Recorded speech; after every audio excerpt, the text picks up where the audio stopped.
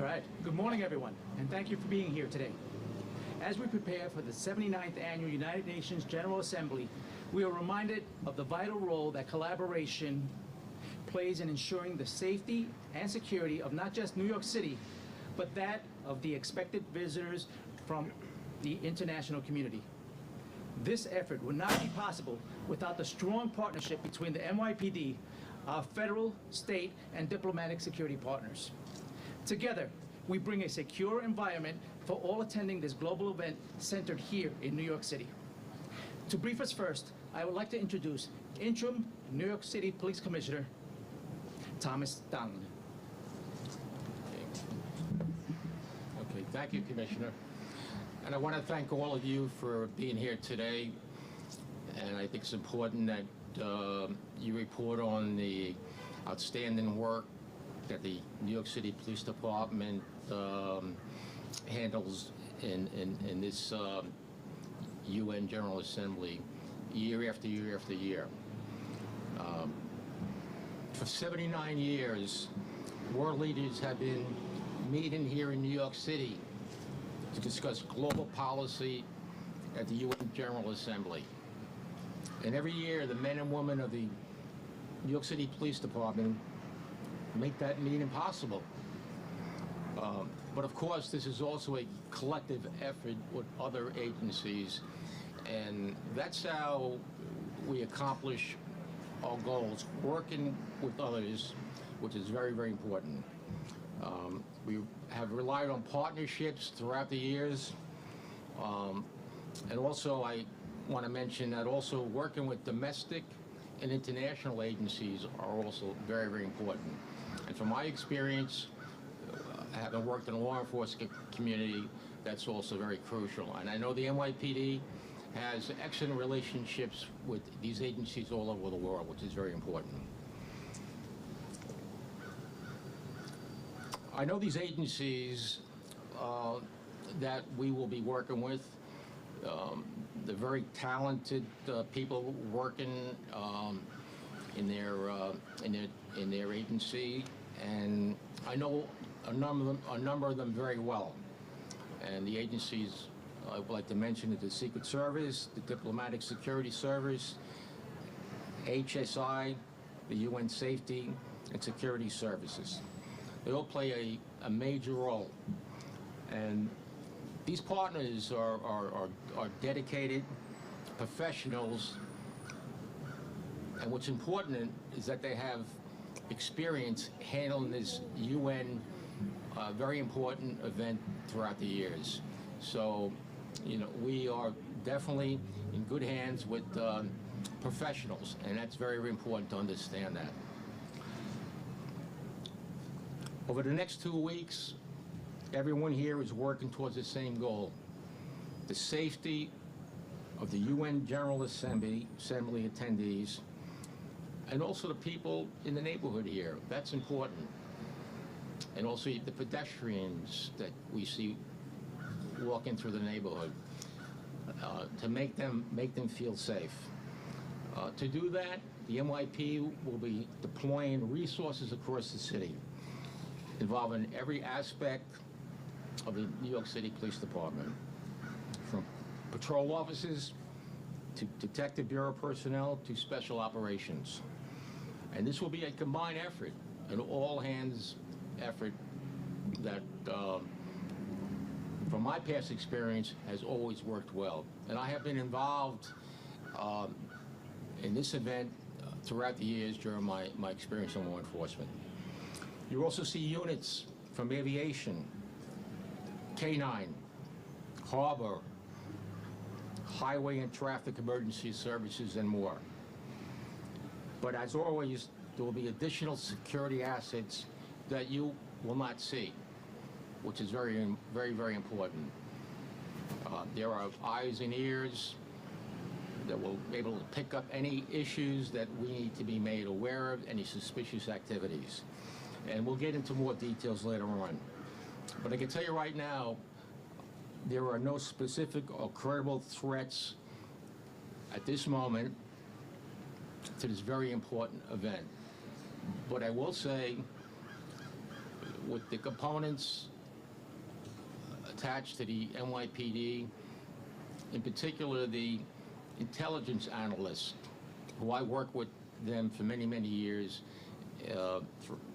while I was with terrorist task force at one time. So they play a key role, and it's very important for them to be part of this this event and contribute what they can. I will also tell you that our officers will be out there day and night, keeping you safe. I worked in the counterterrorism and intelligence field for many, many years. I served on task forces along with dozens of different agencies, and I could say the agencies that are assigned here today, I work with them, have a personal relationship with them, which I think benefits the NYPD. And I know the dangers that we face and exactly what is at stake. But I also know that no police department, the NYPD, and I speak from my heart because I've worked with them for many years, are better equipped, are better prepared to handle these events. So the eyes of the world will be looking at us. And I'm quite confident that this will be a very successful event, hopefully that will be handled by professionals in a safe and secure manner. Lastly, we urge anyone traveling through the area over the next 2 weeks to take public transportation. There will be checkpoints and street closures. So we suggest that people take public transportation if they can, because as we all know, the traffic around this area is very difficult to navigate. So I've also want to thank the community, and I've observed this many times while I worked this event for many years, as far as the checkpoints are concerned. Those individuals fully understand that we're here to do a mission to keep them safe. And I was always surprised how they fully understood that and were very patient, and they know that we have the best concern for them and the neighborhood and their families. And we depend on these people. And I know we had that program, if you see something, say something. But we depend on the public out there. If they see anything suspicious, you know, tell a police officer or call 911 right away. And the eyes and the ears of the public is very, very important to us. And I can tell you from my experience, people contacting the NYPD has resulted in many cases that have been resolved in a very successful manner. So it's very, very important, and we like to stress that. So we depend on all these folks. Now, I'd like to turn it over to Special Agent in Charge of U.S. Secret Service, outstanding agency that I worked with for many years. It's Patrick Freeney, who is the SAC in charge of the New York office, and he's going to say a few words also. Thank you. Okay, that's right. Thank you, Commissioner. Good morning, everyone. I'm Patrick Freeney, Special Agent in Charge of the New York Field Office for the United States Secret Service.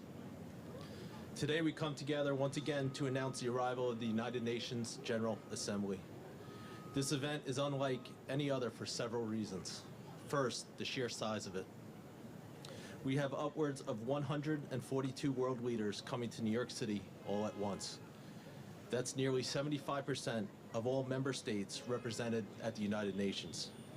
And when you factor in spouses, the number of Secret Service protectees jumps to over 200. Simply put, this is the largest annual gathering of global leaders on the planet. And given the enormity of this event and the importance of role in global affairs, the Department of Homeland Security has given it the designation of National Special Security Event. This is significant because that designation brings to bear the highest levels of protection from across all levels of government. And this is the largest of all national special security events in the nation. That brings me to the second unique aspect about the General Assembly, repetition. In contrast to other major special security events like the DNC, the RNC, the inauguration, New York City hosts this event every year. And as an annual event, the local law enforcement and public safety community here essentially never stops preparing for it.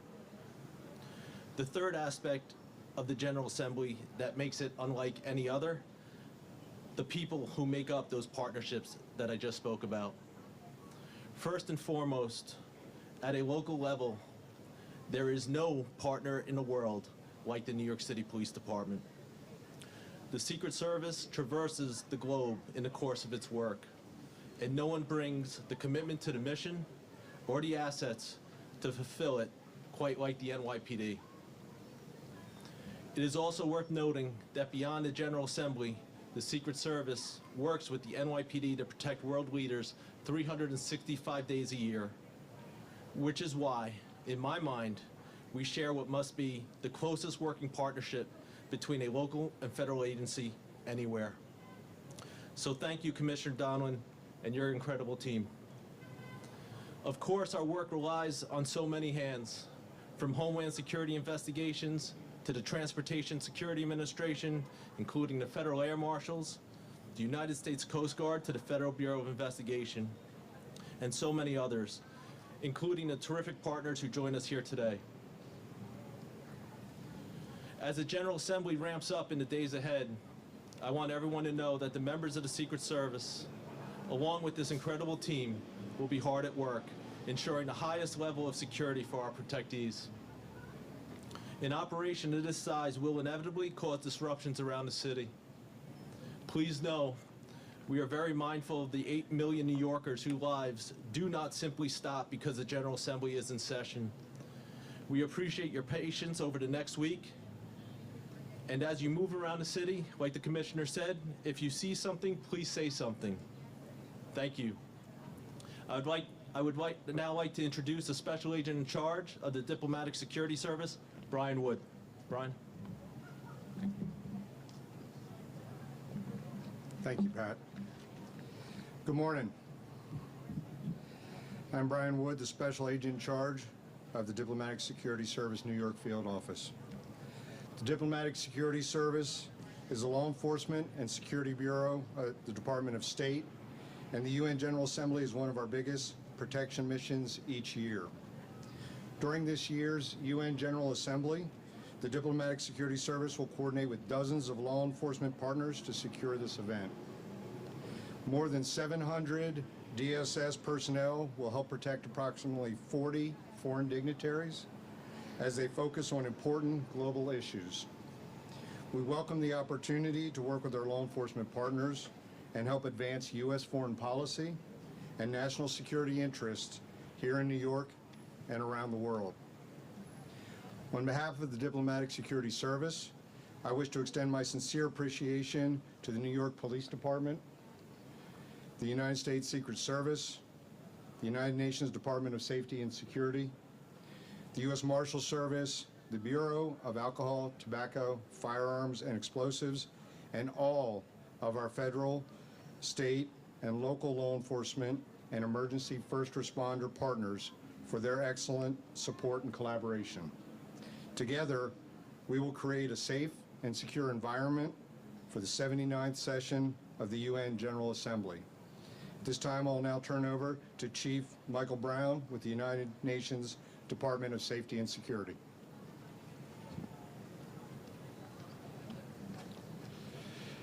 Good morning to everybody. My name is Mick Brown. I'm the Chief of Security and Safety Service here at United Nations headquarters. Our 300-strong service is in advanced stages of preparation for the 79th UN General Assembly. In undertaking these preparations and in executing the forthcoming security operation, we do so in close coordination with our partners at federal, state, and host city level. And we are most grateful to these agencies for the critical support which is provided to the United Nations.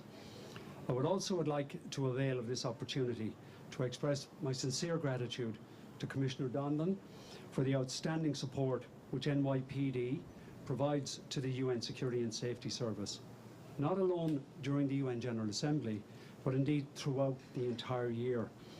This is a collaborative operational partnership which we truly value and greatly appreciate.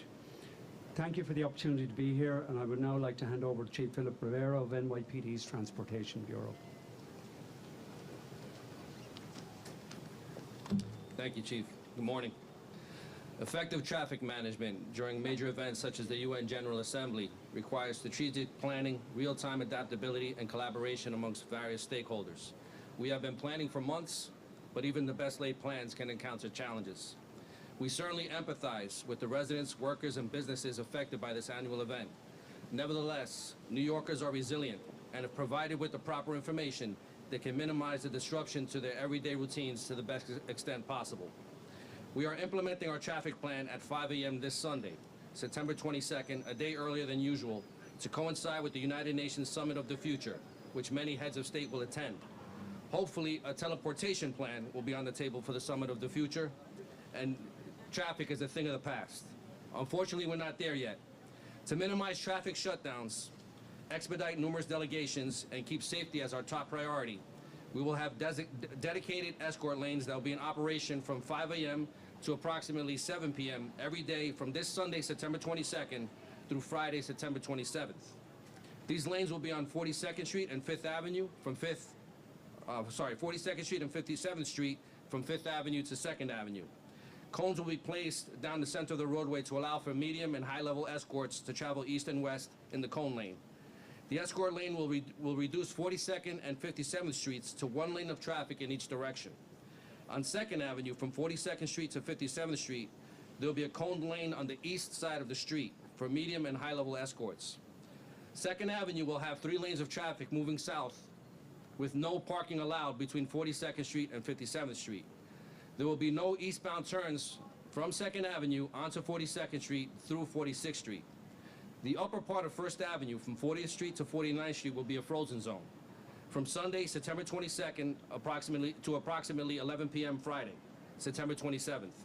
Only emergency and official vehicles will have access. Pedestrian access will be limited to residents, workers, and others conducting official business. The 1st Avenue tunnel will have 3 lanes running northbound. 1 lane of the eastern tube of the tunnel will be utilized as a 2-way bike lane with traffic barrels and chains separating the lanes. No trucks will be allowed through 1st Avenue, through the tunnel. 42nd Street from 2nd Avenue to the FDR eastbound will be frozen, and westbound 2nd Avenue to the FDR will open after approximately 7 p.m. each day. As with any significant event, we strongly encourage mass transit, or if possible, please avoid the area altogether. Due to the high level of security associated with this event, intermediate pedestrian freezes and traffic shutdowns will occur. The Deputy Commissioner of Public Information's office will release this traffic plan and additional street closures near hotels where dignitaries may be staying. Last, but certainly not least, please respect our hard-working traffic agents for the difficult job they do. It is not easy standing out there for hours on end dealing with everyone's desire to move along quickly. Please cooperate with their directions so we can expedite traffic for all. Thank you. Thank you, Chief. With that, we'll open it up to on-topic questions. Mike? Thanks very much. Thanks, Carlos. Welcome to the Commissioner. Thanks for doing this. The UNGA is a well-known playbook. You guys have been securing the UNGA for a long time, but every year you sort of add to it based on new challenges. You've got new responses to those challenges. What's the challenge this year? What are we seeing this year in terms of securing the UNGA that we haven't seen in recent years? Anything different? Okay. Every year we learn from the previous year. We've added a couple of added security measures. Chief Shell? Well, obviously, NJ, what's changed from this year from last year is obviously October 7th. So as you well know, this agency's handled upwards of 4,000 protests since October 7th. That changes the dynamic of the UN General Assembly. But we've been handling this every day, about 12 protests a day. We will keep people safe. We will allow people to exercise their First Amendment. But the message here is clear. Why you protest? If you think you're going to damage property, light flares, disrupt our community, take our streets, we're going to do everything in our power as the largest police department in this nation to put you behind bars. Everything in our power. So that's a change in the dynamic to protest. But we're ready. We have 12 protests today ready. They're already handling. We are the best in the business at doing this. How you doing? Thank you so much for doing this. Hello, Nicole. I want to just bank on what Chief was saying about the protesters. We've seen them in the city since October. Also, there's been 2 attempts on former President Trump's life. Does that concern you any? And talk specifically about some of the measures taken to secure the dignitaries, some of the technology. Okay, I think her question was in regard to protesters. Commissioner Weiner? Oh, Good morning, everyone. So there's 2 aspects of this, and as you point out, this is something that we do every year. You're seeing some of many other agencies who work on this 365 days a year to get to this point. So there's the coordination, there's the partnership. Each agency brings a special expertise to the table, and the real meat of it, getting all of the delegations around the city, protecting the sites, protecting the people, is well familiar. The threat environment, as Chief Schell has just alluded to, is quite different this year than it was last year. And so part of our preparation falls very heavily in the intelligence realm, trying to anticipate where the major disruptions might come from. So that's one piece, and that's something that we do, again, all day, every day, regardless of the UN General Assembly. Also, we know that things will pop up that we may not have anticipated. There will be surprises, and so having the flexibility and the mobility to move resources around to address them becomes incredibly important. As you point out, there are 2 regional wars, one which has widened, deepened, and intensified this week. There is political instability, there has been political violence, and not just in our country, around the world. There's deep-seated polarization. So these are all threats that we look at very carefully in coordination with our partners to figure out how to tailor our resources most effectively to deal with them. And then for the surprises, we have the mobility to deal with those in real time. Hold on, before we go to Aaron, Commissioner Dorchi, if you wanted to add on some of the technology. Yes, thank you. Thank you, Nicole, for the question. Recently, the former President Trump visited Brooklyn. And when he visited Brooklyn, our team did a walkthrough with the site agent, Secret Service, and other federal officials. Obviously, we know what happened in Pennsylvania. We deployed the drone up there, and the drone was looking for any anomalies, any crawl spaces that maybe the site agent or the officers, while they were doing the walkthrough, might have missed. In the event that there is protests that happens, and we anticipate a lot of protests happening, we're going to have our Joint Operations Center is going to be open, and every head of the agencies that you see behind me from the federal agencies they will have a representative in our Joint Operations Center. And we'll have our drones deployed, as well as multiple cameras, and as well as cameras that we put up in anticipation of some of the locations where we anticipate protests at. The cool thing about the technology with the drones this year is that I can send Patrick a link to the drones that he can watch real time of the protests occurring. And maybe he may need to make additional, put additional resources there, or make any recommendations for his team. So we are using technology. I'm not going to go into exactly each technology that we are using. There's some technology that you will see, and there's some technology that you will not see. All right, thank you. Next question was from Aaron Katersky. Thanks, Carlos. Either for Pat, the Commissioner, Rebecca, whoever, is it about time we retire the phrase no specific or credible threats, because we've seen it doesn't matter? Can you talk a little bit more about how you're preparing for the threats unanticipated? And then a follow-up second part is, at any point, was there an urge to not have Prime Minister Netanyahu or President Abbas visit? Were you in touch with any of the Israeli or Palestinian representatives? Okay, Aaron's question had to do in regard to the term no specific or credible threat. Commissioner Weiner? So yes, there are always terms of art in our jargon, and that one is an important one, and it's an important one to keep because sometimes there are specific and credible threats to a particular event. But you are touching on something really important, which is the chaoticness, the diversity, and the unpredictable nature of the threat environment. And we are united as an intel community at the state, at the federal level, in assessing that these are very different times, and you all report on the outcome of those threats daily. So the threat environment has certainly changed in ways that require us to anticipate and deal with a multiplicity of issues. The formal foreign terrorist organizations that we have been, certainly in the post 9/11 context, but including now, arraying resources against for decades are still alive and well. And then you have a lone actor environment, which again is quite robust. You have the October 7th effect, which has created ripples around the world and across ideologies that we are dealing with. Luckily, the tools that we have built and practiced on, again as an interagency body over the last 2 decades, are malleable, and they're quite effective at dealing with whatever threat presentation we have. We just have to make sure that we lean into our partnerships and that we lean into our intelligence work. All right, we're going to move over to the AP. Next question is from Michael Sisak, AP. So, I think Commissioner did touch on it, but how has the threat matrix evolved since we've seen Trump's use in the past, airplanes, now we see lone actors and domestic terrorism? How has the threat evolved generally, and how do you evolve if you need it? Okay, his question is, how have threats evolved year after year? So I think,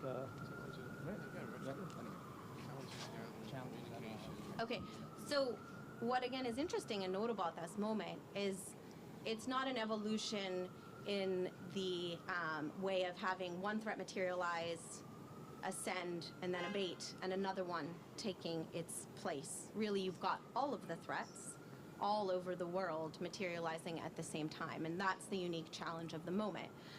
But again, we have dealt with each of these individual threats a lot over the last several decades, and especially over the last 2. And so the tools, the partnerships, all of the responses to them are familiar to us. We just have to walk and chew gum at the same time, and we have proven quite effective at doing that over the last year, but the challenge is going to remain. we're going to go over to Matt. Hi, thank you for calling up. 2 questions. Is it fair to say that security is being tightened due to the October 7th, post-October 7th protest? And second, is any NYPD personnel or their supervisors being restricted from information due to the federal investigation? All right, we're going to answer your first question. First question was, is security this year being tightened? Can you also answer the second question? Yeah, we're not going to answer the second question. We'll go right to your first question. Of course, security is going to be tightened. General Assembly, in general, is a high-value target event, but we have protesters we got to deal with. And like I said, we're up to 4,000 this year in 11 months. That's the difference here. Okay, and to your second question, we're not going to answer it. And the answer to the second question is, the answer is no. We're not being restricted from any information. All the executives that you see here are getting the intel briefs, and if you have the top level security clearance or the secret clearance, you will get briefed on certain different things. But the answer is no to your second question. No, so no one in the department at all? Next question. Thank you. Tom Winter? Sure. I don't know if this is for the police department or the Secret Service, but can you talk about the collaboration between the heads of state and their own security services and what's going on here in New York, given the fact that we have a number of world leaders coming from war zones? How often are you in communication with them, and what concerns have they made to you? All right, his question is our communication with our partner agencies. You want to take that?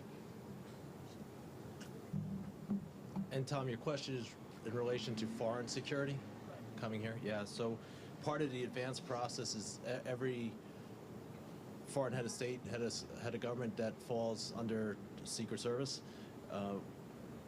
That advanced process, we meet with the local mission here and their representatives, to include security representatives. and we build out our plan in conjunction with them. And so it's not only what they share, but it's also what's available open source as well, right? I think everyone can agree that there's been a global uptick in political violence, and that's what we're aware of, and that's what we bring forward too when we're planning out these visits and how to address that, and just a good understanding of what that threat stream looks like. We do take in their concerns. We do listen to what concerns they have and knowledge that they have that they bring here, but it's both. It's working with that foreign security detail, but it's also our own intelligence that we receive as far as what's going on globally, and that's how we shape our security details. All righty. Do we have any other questions? Nicole Johnson, Pix 11. I have one more for the Commissioner. Commissioner, you talked about your experience in Homeland Security and FBI agency, and that you're familiar with all of this. What advice, if any, have you given NYPD leadership to change or to tighten what they're doing this year with the UN General Assembly, specifically? Okay. Nicole's question was Commissioner Donlan's previous law enforcement experience. Thank you, Commissioner. When I began my law enforcement career, I was assigned to the Joint Terrorist Task Force in New York City. And I can tell you that three of my mentors were first-grade detectives that were assigned to that squad. And one of the things I've learned, you have to listen and learn. And as far as my position now, I'm very fortunate that I have a tremendous staff here with the chiefs, the inspectors, and others, and I listen to what they say. I don't operate in a vacuum. You know, that word team concept is used many times, but I truly believe in that. And I will not make a decision until I hear all the facts and understand it. So they play a huge role with my position. And I think many of you should understand a number of these individuals, quite a number, you know, they're highly educated, graduate degrees, law degrees, smart people, tremendous amount of experience. And I'm very fortunate to be with them and, you know, developing an open relationship with them. And as I say, I don't operate in a vacuum. That's not my style. And before any decision's made, I will meet with all the chiefs, get their opinion, because I just arrived. They have a tremendous amount of experience. I'm learning, you know, the inside operation of the NYPD, but it's always been an outstanding relationship with NYPD throughout my career, and that will continue on. And that's what I would like to express that to all of you. Okay, thank you. Thank you, Commissioner. Since we have no further questions, thank you everyone for your time and attention. Have a great rest of your day.